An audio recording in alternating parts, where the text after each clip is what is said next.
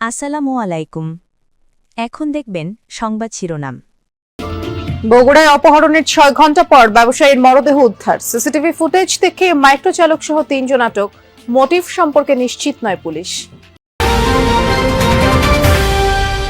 খুলনায় শ্রমিক শক্তির নেতাকে গুলির ঘটনায় মামলা দায়ের। যুব শক্তির নেত্রী তনিমা তন্নি ডিবি হেফাজতে, বাকি আসামিদের খুঁজছে পুলিশ।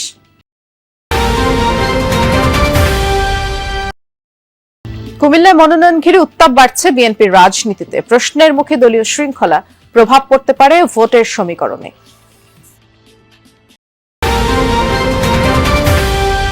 নোয়াখালীর বিভিন্ন স্থানে সড়কের একাংশ দখল করে দেদারসে চলছে ইট বালুর ব্যবসা। যান চলাচলে বিঘ্নের পাশাপাশি ঘটছে দুর্ঘটনা, নজরদারি নেই প্রশাসনের। এতক্ষণ দেখছিলেন সংবাদ শিরোনাম, এখন দেখবেন বিস্তারিত। বগুড়ার দুপচাঁচিয়ায় অপহরণের ৬ ঘন্টা পর ব্যবসায়ীর মরদেহ উদ্ধার করেছে পুলিশ। ভোরে আদমদীঘির কুমারপাড়া থেকে লোটো শোরুমের শতাধিকারী পিন্টু আকন্দের মরদেহ উদ্ধার করা হয়। সিসি ক্যামেরা ফুটেজে দেখা যায় সোমবার রাত ৯টা নাগাদ দুপচাঁচিয়ার লোটো শোরুমের সামনে সাদা রঙের একটি মাইক্রোবাস আসে। পরে ৫-৬ জন অস্ত্রের মুখে পিন্টুকে জোর করে গাড়িতে তোলে। আঞ্চলিক মহাসড়ক ধরে আদমদীঘির দিকে চলে যায়। পুলিশ জানিয়েছে জড়িতদের শনাক্ত করে আইনের আওতায় আনার চেষ্টা চলছে। অপহরণে ব্যবহৃত মাইক্রোবাসের চালক সহ ৩ জনকে আটক করা হয়েছে। প্রাথমিক ধারণা, শ্বাসরোধ করে হত্যা করা হয়েছে পিন্টুকে। আমরা ওখানে সিসি ক্যামেরা চেক করে মাইক্রোবাসের পিছনের নাম্বারটা পাই। সেই নাম্বারের প্রেক্ষাপটে আমরা মাইক্রোবাসের মালিককে শনাক্ত করতে সম্ভব হয়। আমরা তাৎক্ষণিক সেখানে যাই। যাওয়ার পরে মাইক্রোবাসকে আমরা পাই এবং মাইক্রোবাসের চালককে পাই এবং মাইক্রোবাসের মধ্যে যাকে নিয়ে গেছে তার লাশটা। বৃষ্টি বগুড়ার দুপচাঁচি উপজেলার যে ঘটনাটি গতকাল রাত্রে মূলত অপহরণ হন ওই এলাকার ব্যবসায়ী, যিনি একটি জুতার শোরুমের ডিলার ছিলেন। তিনি অপহরণ হওয়ার পরে আজকে ভোরবেলায় তার মরদেহ উদ্ধার হয় এবং এই ঘটনার পর কিন্তু পুলিশ প্রাথমিকভাবে ৩ জনকে জিজ্ঞাসাবাদের জন্য আটক করেছিল, যার মধ্যে একজন ছিলেন ওই মাইক্রোবাসের চালক, যে মাইক্রোবাসে করে পিন্টুকে মূলত অপহরণ করা হয়, এবং আরেকজন যিনি এই অপহরণকারী এবং হত্যাকাণ্ডে যারা জড়িত তাদেরকে, যিনি মাইক্রোবাসটি ভাড়া করে দিয়েছিলেন, যিনি তাদের পক্ষে মাইক্রোবাসটি ভাড়া করেছিলেন, সেই ব্যক্তিকেও কিন্তু আটক করা হয়েছিল। তার সঙ্গে আরও একজনকে আটক করা হয়েছিল। তবে দিনভর জিজ্ঞাসাবাদ শেষে মাইক্রোবাসের যিনি চালক সানোয়ার এবং যিনি মাইক্রোবাসটি ভাড়া করেছিলেন অপহরণকারীদের জন্য, এই 2 জনকে কিন্তু পুলিশ শনাক্ত করেছে এই ঘটনায় জড়িত হিসেবে। এবং বাকিদের পরিচয় পুলিশ এখন তদন্তের সাথে প্রকাশ করছে না। তবে তাদের পরিচয় পুলিশ জানতে পেরেছে ড্রাইভার এবং যিনি গাড়ি ভাড়া করেছিলেন তাদের কাছ থেকে। এই পর্যন্ত তথ্য পুলিশ আমাদেরকে জানিয়েছে। তবে এই হত্যাকাণ্ডের পিছনে আসলে কি কারণ সেটি কিন্তু পুলিশ এখন স্পষ্ট করতে পারেনি। আমি সারাদিনই দুপচাঁচিয়াতে আজকে ছিলাম। নিহতের পরিবারের স্বজন যারা ছিলেন তাদের সঙ্গে আমি কয়েক দফা কথা বলেছি। তাদের কাছে আমি জানতে চেয়েছিলাম যে আসলে তারা কি ভাবছেন। তারা কিন্তু বলছেন যে ব্যবসায়ী পিন্টু আকন্দ 4 বছর ধরে তার বাড়ি নওগাঁ রানীনগরে, তিনি বগুড়ার এই এলাকায় দুপচাঁচিয়া পৌরসভা এলাকায় তিনি ব্যবসা করতেন। তারা বলছে তার কোনো শত্রু ছিল না। তবে তার শ্যালক, নিহত পিন্টুর শ্যালক কিন্তু আমাদেরকে জানিয়েছেন যে কিছুদিন আগে অজ্ঞাত কয়েকজন যুবক আইন শৃঙ্খলা বাহিনীর পরিচয়ে তার ভগ্নিপতির এই শোরুমে এসে তার কাছে টাকা দাবি করেছিলেন, চাঁদা দাবি করেছিলেন। বিষয়টি নিয়ে পরবর্তীতে আর কিছু হয়নি, যে কারণে তারাও আইন শৃঙ্খলা বাহিনীর কাছে যাননি। এইরকম একটি তথ্যই শুধু তারা জানিয়েছেন।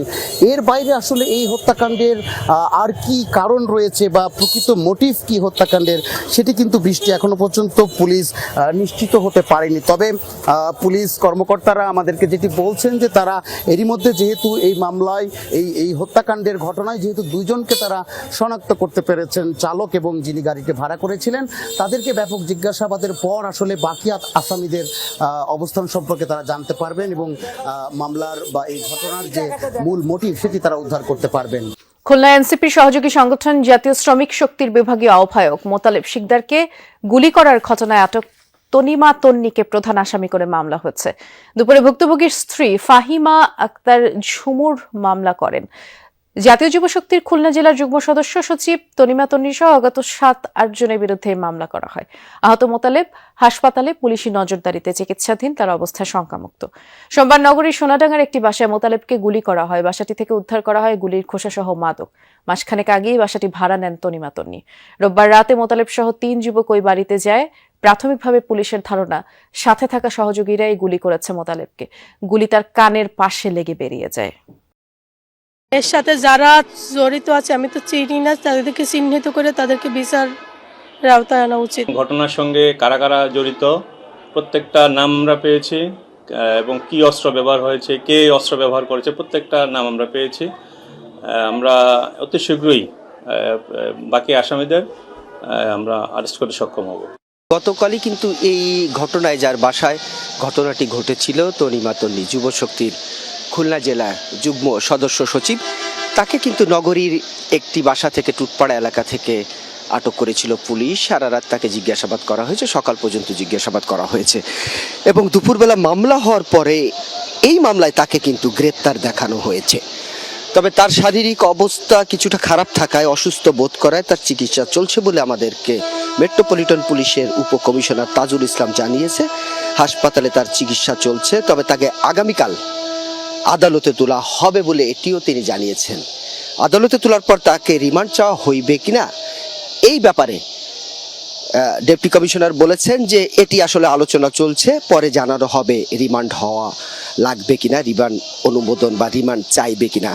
তবে এ পর্যন্ত জিজ্ঞাসাবাদে যেটি বেরিয়ে এসে আমাদের কাছে বলার চেষ্টা করেছে সেটি হচ্ছে এই ঘটনায় 6 জন 7 জন কিংবা 8 জন ছিল এবং তারা হয়তোবা টাকা পয়সার কোনো লেনদেন, নতুবা মাদকের কোনো কারবার অথবা মাদক সেবন, এই সব ঘটনাকে কেন্দ্র করে এই ঘটনাটা ঘটে থাকতে পারে বলে আমাদেরকে জানানো হয়েছে। এবং সেই বিষয়টি যারা এখানে ছিল সেটি তারা নিশ্চিত, কারা কারা ছিল তাদেরকে ধরার জন্য পুলিশের জোর তৎপরতা চলছে।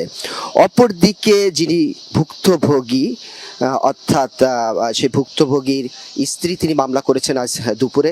তনিমাকে প্রধান আসামি এবং তার নামে একমাত্র নামীয় আসামি তনিমা, এ বাদে বাকি 7 জন 8 জন এই ঘটনার সাথে জড়িত ছিল অজ্ঞাত নামে তাদেরকে আসামি করা হয়েছে। এ ব্যাপারে তিনি বলেছেন যেহেতু তনিমার বাসায় এই ঘটনাটি ঘটেছিল সে কারণেই তার নামটা যখন বারবার আসছে তার নামে করা হয়েছে, আর বাকি যেহেতু কাউকে চেনে না জানে না সে কারণে তিনি অজ্ঞাতদের আসামি করেছে, বাকিটা পুলিশ খুঁজে বের করবে তিনি প্রত্যাশা করছেন। এবং তিনি এটাও বলেছেন যে আসলে ঘটনা কি ঘটেছিল, কারা প্রকৃত দোষী সেই ঘটনা পর্যালোচনা করে পুলিশ সুষ্ঠু ব্যবস্থা নেবে এবং সেইভাবে আইনের প্রক্রিয়াটি এগোবে। তবে এর বিচার দাবি করেছেন তার স্ত্রী এবং তিনি সংশয় প্রকাশ করেছেন যে গুলিটা একদম কানের বাঁ পাশ দিয়ে ছিদ্র হয়ে খানিকটা কেটে যে বাইরে চলে গিয়েছিল, এটা 1 থেকে 2 ইঞ্চি যদি ডান পাশটায় লাগতো তাহলে একদম তার মাথা ভেদ করে হয়তো গুলিটি বেরিয়ে যেতে পারত। সেরকম একটা জায়গায় থেকে তিনি বলেছেন যে সৃষ্টিকর্তা তার স্বামীকে মাফ করেছেন, এটা তিনি শুকরিয়া আদায়